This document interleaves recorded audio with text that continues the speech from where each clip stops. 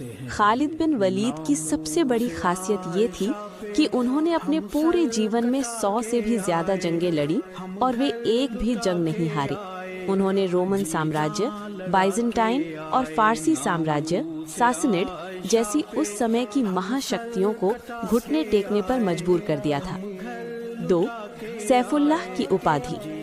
मक्का की एक जंगे मुताह के दौरान जब इस्लामी सेना के 3 बड़े कमांडर शहीद हो गए, तब खालिद बिन वलीद ने कमान संभाली। उन्होंने इतनी बहादुरी से लड़ाई लड़ी कि उनके हाथ से 9 तलवारें टूट गईं। इसी बहादुरी को देखकर अल्लाह के रसूल ने उन्हें अल्लाह की तलवार कहा। 3. प्रमुख युद्ध जंगे यरमुक, बैटल ऑफ यरमुक, ये उनकी सबसे बड़ी जीत मानी जाती है, जहां उन्होंने अपनी छोटी सी सेना के साथ रोमन साम्राज्य की विशाल सेना को हरा दिया था। इराक और सीरिया की जीत। उन्होंने बहुत ही कम समय में इराक और सीरिया के बड़े हिस्सों को फतह कर लिया था। 4. अद्वितीय युद्ध रणनीति। वो अपनी सेना को बहुत ही चालाकी से व्यवस्थित करते थे।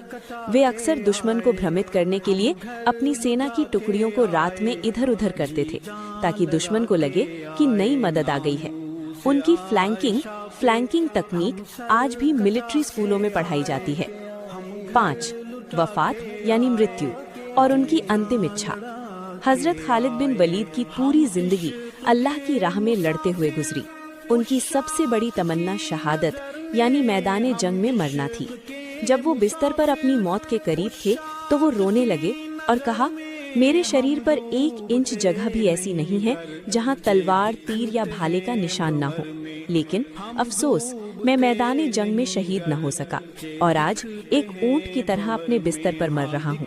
तब उनके एक साथी ने उन्हें समझाया कि आप अल्लाह की तलवार हैं और अल्लाह की तलवार कभी मैदाने जंग में टूट नहीं सकती थी, क्योंकि अगर आप हार जाते तो इसका मतलब होता कि अल्लाह की तलवार हार गई।